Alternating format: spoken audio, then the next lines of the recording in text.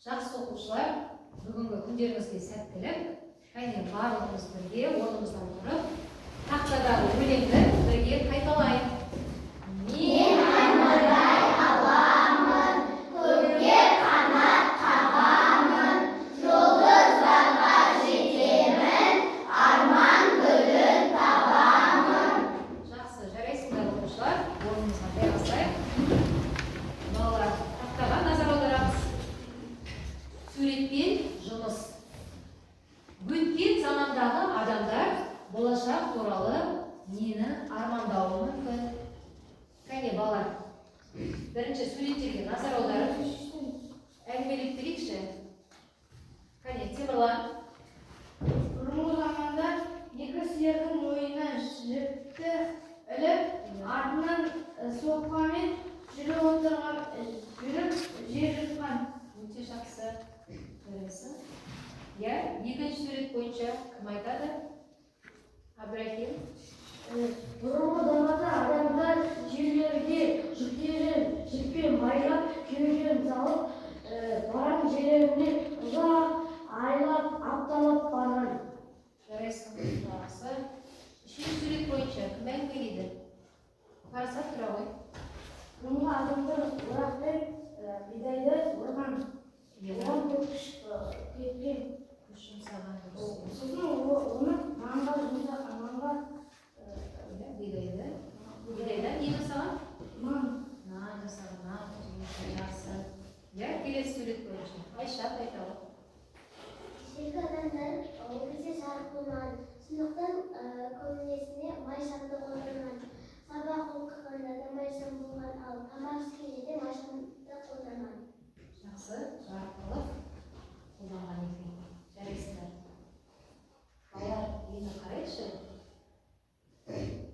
Өткен замандағы адамдардың армандары орындалды ма? Не дамыған екен балалар? Қарайықшы. Технология. Кім айтады? Бірінші сурет бойынша. Абдрахман. ежелгі заманда адамдар соқамен жерді жыртқан, ал қазір трактормен жерді жыртып жатыр. Оның соқасы үлкен қазір. Ол ежелгі заманда адамның күші кеткен, ал қазір технологияның күші кетеді. Өте жақсы, жарайсың. Я, келесі екінші суретте жұмыс. Мирабек. Ежелгі заманда алыс жолдарға адамдар түйелермен айлап, апталап барған. Ал қазіргі заманда технология арқылы ұшақпен барар жерлерде лезде барып, бір сағатта жеткен. Бұрынғы замандардан оларға әр жерге бару үшін адаммен түйенің күші кетеді. Ал қазіргі адамдардан оған технологияның электр тоғының күші кетеді. Жақсы, жарайсың. Я, келесі. Кім айтады? Тағы. Кім? Жанерке, тұра ғой. Бұрынғы замандағы адамдар орақ пен бидайды орып күш кетіреді, ал қазіргі заманда адамдар тек комбайнмен жасайды. Комбайнмен күш кетірмей тез жинап алады. Я, өнімді жинап алады енді, егістіктегі. Жақсы, келесі. Кім? Мұса? Ежелгі заманда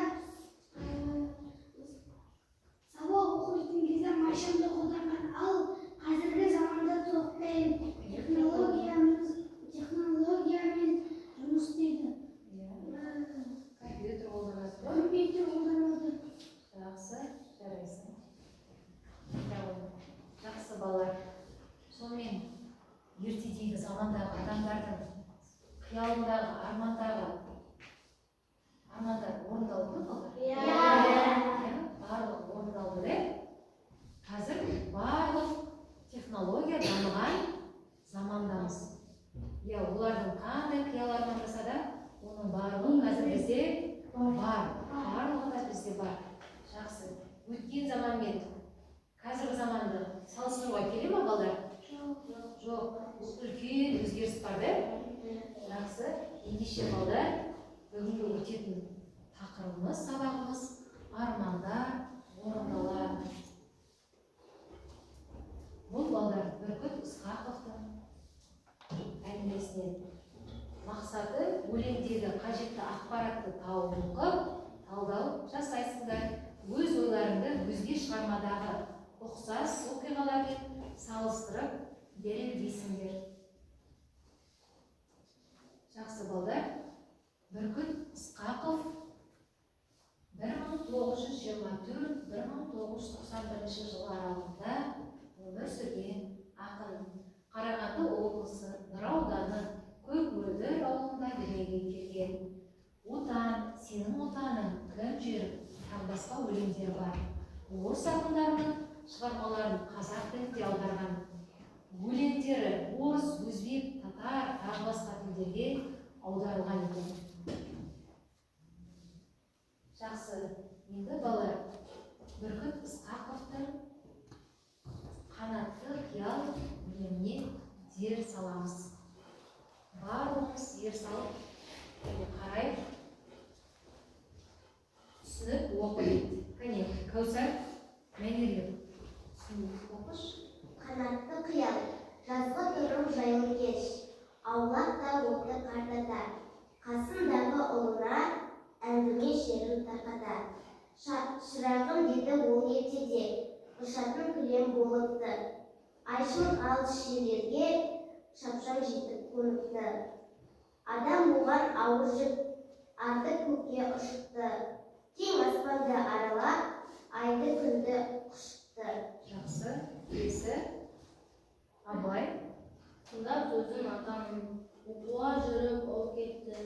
Содан бері арада талай ай күн жылытты.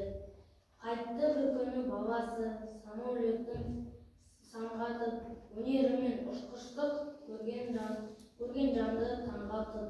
Осылайша атаның қиялын қаздырып, шығарып біз шындыққа іс жүзіне асырдық. Жақсы балалар. Бұл Бүркіт Ысқақовтың қанатты қиял өлеңі. Бұл өлеңде балалар. Кейіпкерлер бар ма? Кейіпкерлер бар. Жақсы. Балалар, бұл жерде таныс емес қандай өлең бар мағынасын? Жер тарқату деген бұл жерде қандай мағына береді? Өлеңде шер тарқатып отырған кім? Атасы. Не істеп отыр деген сонда ол шер тарқатып отыр деген? Әңгіме айтып отыр. Жақсы. Енді ары қарай балалар, сіздерге сұрақ. Қарттың әңгімесінен ертедегі адамның жақсы өмірі туралы қиял тауып оқыңдар. Кім оқып береді маған? Қарттың әңгімесінен мәнерлеп. Жақсы, оқи қойыңыз жәнеке. Ұшатын кілем болыпты, айшылық алыс жерлерге. Шапшаң жетіп қоныпты, адам оған ауыр жүк, арды көкке ұшыпты. Кең аспанды аралап, айды күнді құшыпты. Иә? Дұрыс айтасың. Қарт әңгімесінде не туралы айтқан екен, балдар? Ұшатын Ұшатын кілем туралы айтып қойды ма? Я өзінің ол несін деген айтты, балдар? Қиялындағы әңгімесін баласына айтты. Жақсы. Келесі. Ақын өлеңнің тақырыбын неліктен қанатты қиял деп атады? Себебі армансыз адам қанатсыз құстай кетеді. Иә, қанатсыз құспен теңейді. Және адамда арман және де қиял жоқ болса, ол өзінің көздегеніне жете алмайды.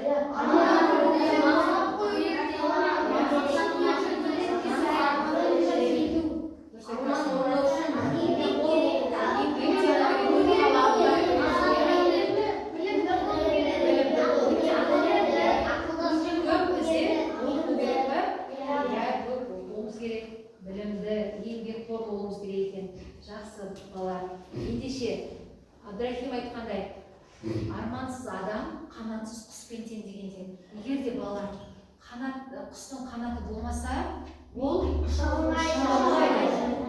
Сол сияқты адамдарда арманы болмаса, өзінің Арманына жете жете алмайды. Адам армандап білу керек. Сол арманды орындалу үшін мақсат қою үшін еңбектену керек. Еңбектену үшін білім алу керек. Дұрыс айтасың. Білім, үздіксіз білім ала беру керек. Сол мақсатқа арманына барлығы да жететін болады. Алдына мақсат қойсаң. Жақсы бала, жарайсыңдар. Ендеше балалар, осы өлеңімізді жаңағы оқыған топта талқылайтын боламыз. 3 топқа 3 түрлі тапсырма беріледі.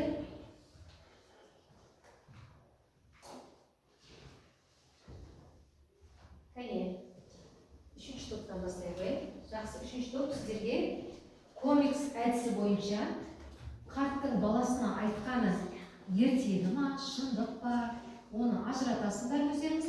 Сол арқылы сіздер әңгімелеп бересіңдер. Жарай ма? Кел, қай жақта тұрсың? Одан ашамын. Мына жерде суреттер бар, өздерің жабыстырасыңдар. Білегін бере ғой. Жерді бере ғой. Жақсы.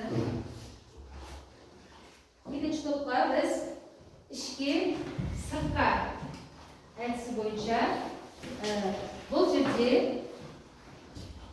қараймызсын. Баланың мамандық таңдауына не әсер етті? Егер де мамандық таңдауға не әсер етсе, мына құшақтың қасына өзінің сөздерін тапсырамыз. Егер де оған қажет емес сөздер болса, бұл сыртқы сыртқа тапсырамыз. Жарай ма? Өздеріңіз есеп тіреліп, барлығын үйреніп аласыңдар.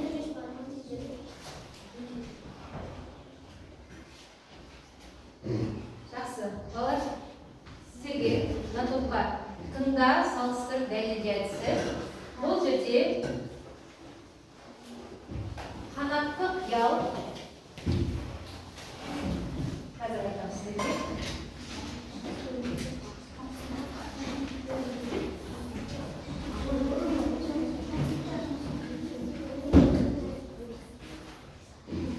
Бүркіт Ысқақовтың қанатты қиял өлеңімен өнер білім барлықтар Ыбырай Алтынсариннің өлеңін екеуін салыстырасыңдар. Бұл өлеңде не туралы айтылған? Бұл өлеңде не туралы айтылған? Соны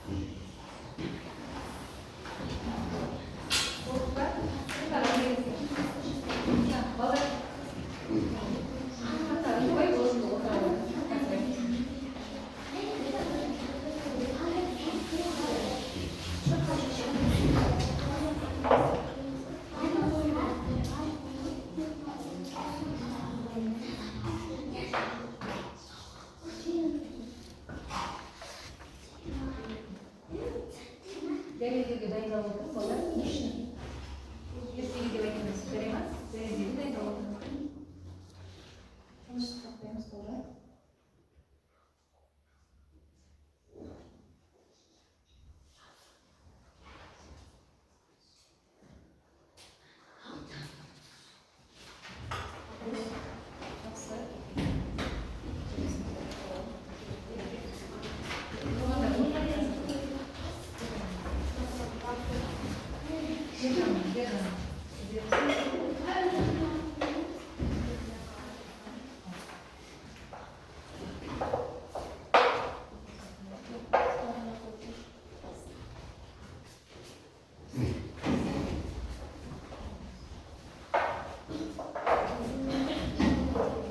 Жақсы балалар, біздегі топтағы құндылығымыз бізде бір-бірімізді құрметтеп, ауыз ашытпен не істеуіміз керек екен? Сыйласып, басқаны бірдей орындауымыз керек, еңбектен. Жақсы. Бірінші, қай топ болып еді бізде? Үшінші топ келе қойып. Сіздерге түскен бүгінгі конь сәтісі. Жақсы. Тек мына жақта бер жағында тұр. Бір оңыз. Кім оқиды, кім дәлелдейді? Ал. Бірақ аттың басына айтқанда ертегі немесе шындық деген. Біз бұяқта ертегіні таңдадық. Бұл жерде атасы ұшақтың кілемі туралы айтқан болғандықтан ол өмірде жоқ. Оның қиял ертегіде бар. Жақсы. Сондықтан біз ертегі деп қойдық. Қалай енді не істеді, суреттерін жабыстырыңыз. Ең бірінші атасы ретінде ұшақтың кілемі туралы айтқаннан кейін ең бірінші осы суретті қойдық. Ұшақтың кілемі екінші олар жүк таситын болашақтан біз осы жүк таситын қойдық. Айды қойдық, күнді қойдық. Иә, себебі аймен де күнмен де айда да күнде де ұшы бөлініп болғандықтан аймен күнді қойдық, өте көпті қойдық. Жақсы, сіздер онда сіз қарттың баласы айтқанын ертегі деп ойлайсыңдар, да? Иә. Жақсы, келсеңіз балалар? Иә. Жақсы, жарайсыздар. Кәне. Жақсы, келесі топ. Бірінші топ.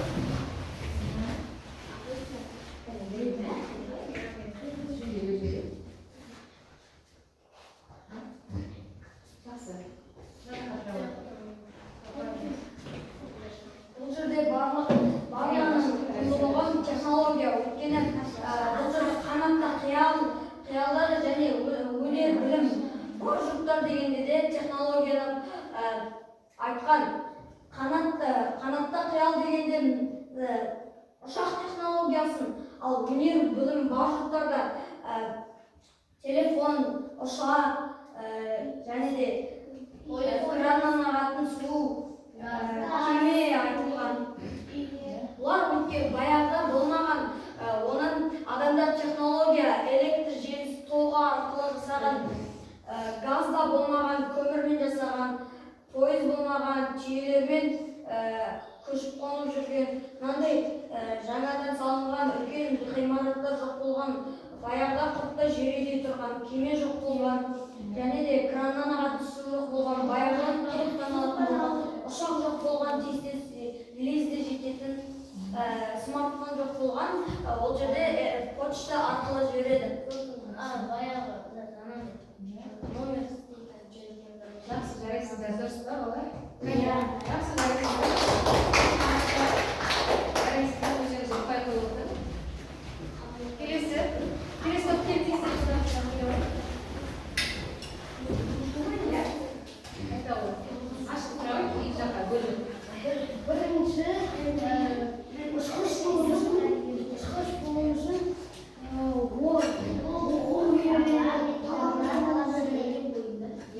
өнерлі болу керек. Содан кейін өзіміздің арманымыздан мақсатымызға жететін боламыз. Иә. Не қосылды мына жерде?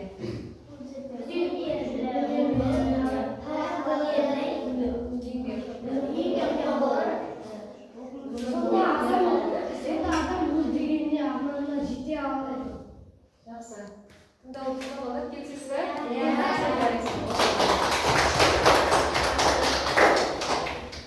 Жақсы, жарайсыздар балалар, ендеше өздеріңізді бір пайданы қоя қойыңдар. Енді балалар, сәл сергітіп алайық. Сергіп алайық, орнымыздан тұрайық. Қане бірге, балалар. Тұрайық. Ұшты-ұшты ойын білеміз де? Әрқашанда ойнап жүр. Қане, мен айтамын, сіздер егер. Ұшты-ұшты, аққу ұшты. Естеміз? Ұшамыз. Ұшты-ұшты, тарта ұшты. Естеміз? Отырамыз. Иә? Ұшты-ұшты, кітап ұшты. Кітап ұшты. Ұшама кітап? Отырамыз ғой онда. Ұшты-ұшты, телефон ұшты. Ұшты-ұшты, қарға ұшты. Ұшамыз. Жақсы, жарайсыздар балалар. Сергіп алсақ. Әрі қарай балалар, енді сіздермен қол ойынын ойнап көрейік. Бізде қол көтеріп қане шыға қойып. Шықпаған балалар көп бар, біз қолдар қойып, келе қойып. Оқи қойып. өлең оқиғаға құрылған. Иә ма, жоқ па? Жоқ. Жақсы, жарайсың, отыра қойып. Келесі. Кім шыққан жоқ балалар? Кел. Ұлданай. Оқы қатты. Өлеңде кейіпкер жоқ. Иә, немесе жоқ? Жоқ. Жақсы, жарайсың. Дұрыс па балалар? Иә. Келесі. Кел. Амина, келе ғой.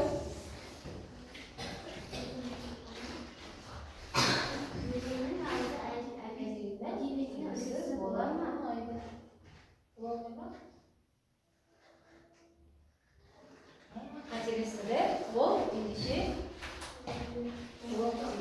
Жақсы. Келесі. Кел. Қайсарбек, келе ғой. Өлеңде аударғанда болатын басқа тілден мәлімделген сөздер бар. Иә, немесе жоқ? Жақсы, жарайсың. Қандай сөз бар екен? Самолет сөз бар екен. Өте тамаша, жарайсыңдар балалар. Жақсы. Жаңа сұраққа жауап берген оқушылар бір пайда өздеріне қояды. Қане, жақсы балалар. Енді өзіндік жұмыс сіздерге мынандай тест тақырыптан ішінде балалар бол. Жақсы балалар, бұл деңгейлік тапсырма. Деңгейлік тапсырмада.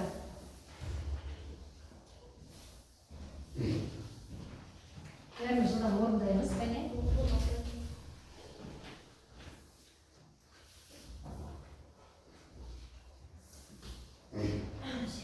Балалар, болғасын қасыңыздағы көршімізге береміз. Бір-біріңіздің қарайсыз, дұрыс емес екен, қарайсыңдар. Мейлі, дұрыс емес екен, қарайсың, тексересіңдер. Қараң. егер дұрыс деп ойласаңыз қапталына өздеріңіз плюс қойыңыздар, қосу таңбасын қойыңыз. Жылдам. Көршіміз келеді, жылдам. Қасымыздағы бала тексерсін. Тез.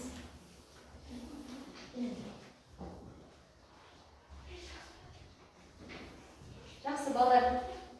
Болсақ енді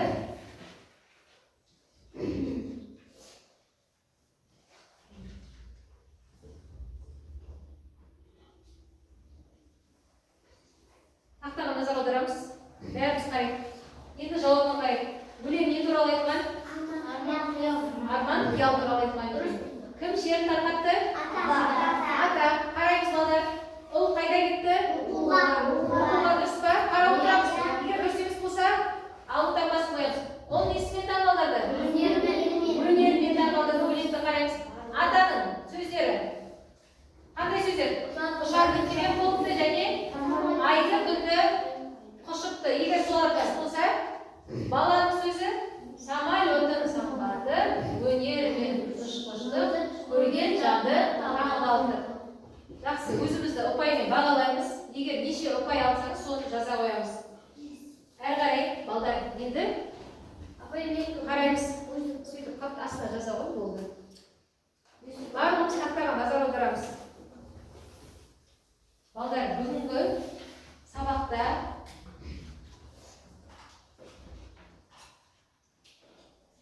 не қиын болды? Кім айтады? Не қиын болды? Қол көтеріп.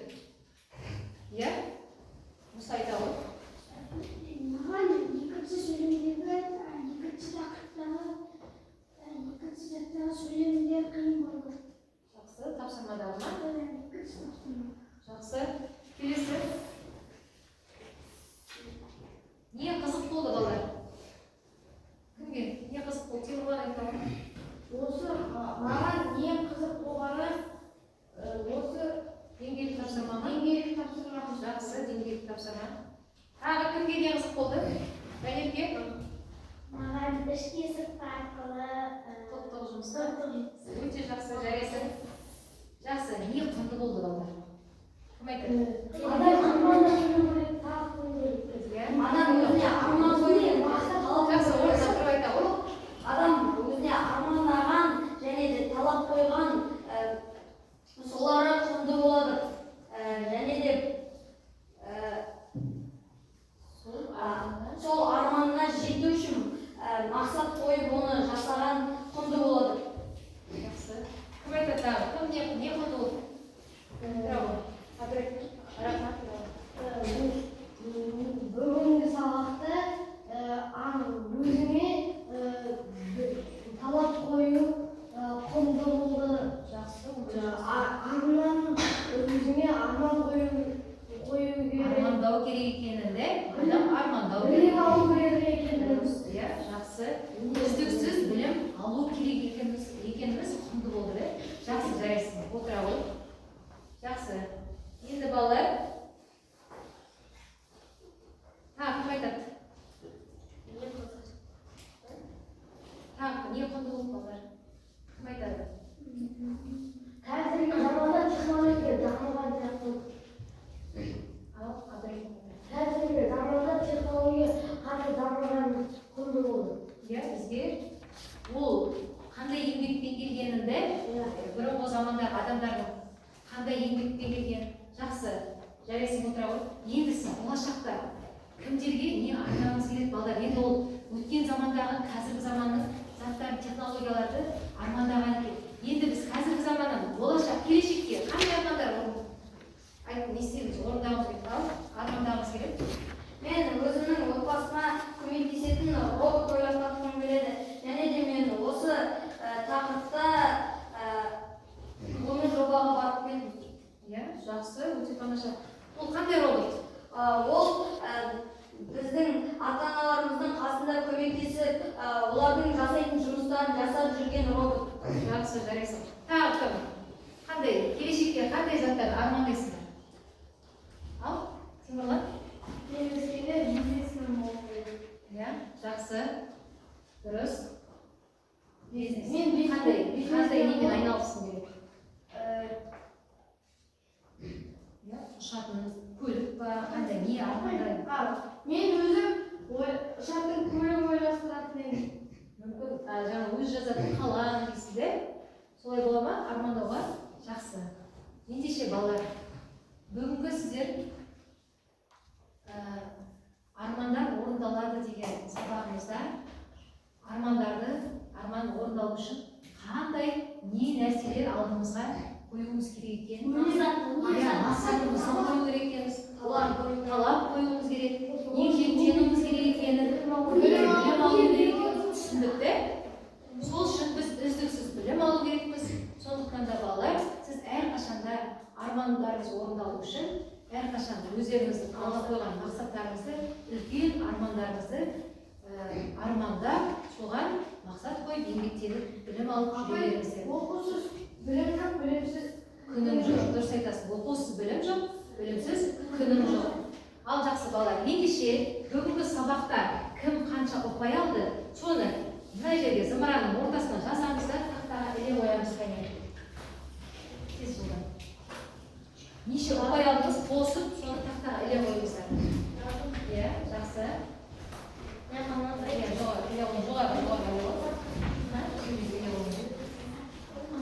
Армандарыңыз асқақтай берсін, биікке өздеріңіз самғай беріңдер. Жоғарырақ беріңіз кәне. Жақсы.